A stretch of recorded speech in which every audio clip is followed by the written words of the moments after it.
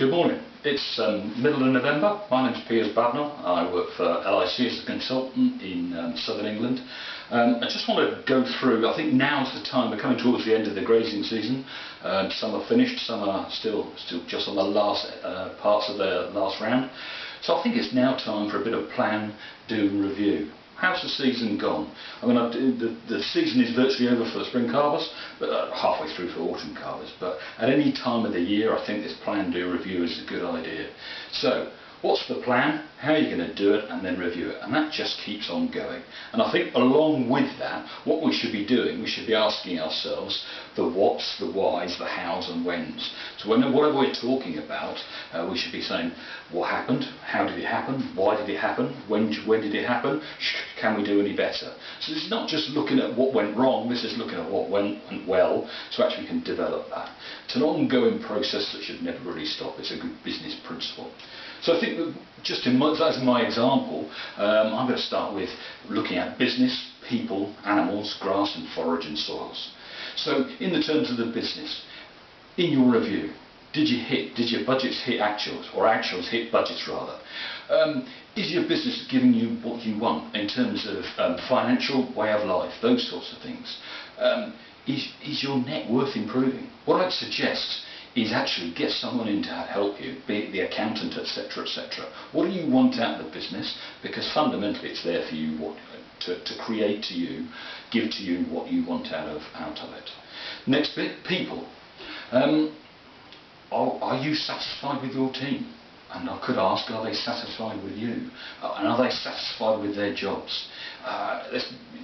Key part of the business is actually a good working team, and it's about that the sum is greater than the constituent parts. So, also, time off, learning, development. You know, it's called continual professional development. That's the management word for it, but it's ongoing, it never stops. Are you getting enough? Are your team getting enough? Is there a part of your business and your team that actually needs developing? Can you do that? One of the key things here I would suggest is a people management course. There are a number of organisations that run them, but they are well worth doing. They're a complete revelation to some people when they do. So, you know, how do people learn? How do people communicate? What are their personality types? Those sorts of things. When we talk about, now we're going to talk about animals and cows. What's their performance been like? Key one on our solids-based contracts, kilograms of milk solids per kilo of live weight. You know, what are the targets? Where are your cows? Are you losing out? There's usually, in most herds, a huge range in that figure in the kilos of milk solids, either per cow or as a percentage of live weight. Which ones are your performing cows and which are your underperforming cows? Quite often, it won't be the cows you expect. So there's an opportunity to look at that. Fertility, well, that's a driver of profit, so that always needs looking at. Replacement rate, body condition score. Those are some of the things I think we ought to be looking at in this review in terms of cows. Young stock, the percentage of heifers that calved this year that are actually going to hit the second calving. And an even better one that is, out of the cohort of first lactation heifers this year, or the second calvers this year, out of that cohort, how many, if you had 100 heifers calving, how many of those are going to hit second calving? That really is a good indicator of heifer rearing, heifer introduction to the herd, and overall management of the herd. Growth rates. That drives the previous two things. What I would always suggest is weigh your cows, know what they are. So many of their KPIs hang off those mature weights. Milk record, so actually you can start working out which ones are the cows that are performing. And overall, if you need help on that, we have a thing called a herd selection tool, which can help you drive through and find those performing cows and the underperforming cows. Grass and forage. What was your best paddock this year? What was your worst? Why? What was it? Has one paddock underperformed compared to where it usually does? You know, there's a whole myriad of reasons. But, you know, driver of profit is utilisation. So can we grow more and can we utilise more? Now is a fantastic time to actually go out in your paddocks and look at the percentage of ryegrass. What we're basically looking for is the red base on the stem. If we make a little quadrant, 25 centimetres by 25 centimetres, put that down and just have a look and see what that proportion is. We're looking for, which certainly should be above 50 or 60% without a shadow of doubt. If it's below that, then you are going to suffer performance losses. But really, it's well worth having a look. How many grazing days are you going to have this season? Some are still a few more to go. How well have you performed? What's held you back? Is it some infrastructure?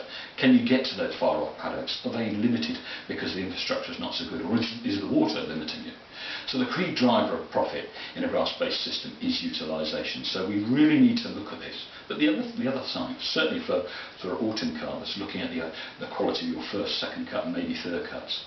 Can we put half an ME on each per kilo dry matter? That will have a big effect. Really, milking silage should be above 11.5 ME, and it should never be below 11. So those are areas to look. Finally, what drives it all? Soils.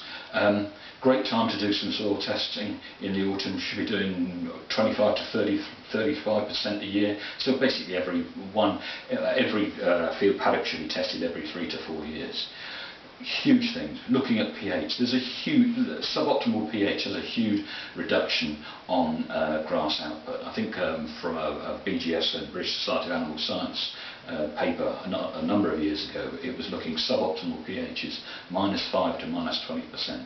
I would suggest 5% below where it should be is key, but let alone 20%.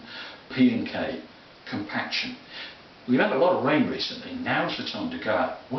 Where is water just sitting in the paddocks where perhaps it shouldn't? If it is sitting there, I'll bet you if you dug a hole there's some compaction under there. Note those points. Now's not the time to sort the compaction out, it's too wet. But actually if you know where they are, then you can do that at a later point in the autumn if it dries up, or in the spring, etc. etc. So just being aware, have a map. Where do I need to concentrate? So all of this, that's quite a bit there to look at, but I think the key things are the why, the what, the how and when. Just keep yourself asking those things. If you've got any queries, give us a ring. Thank you very much.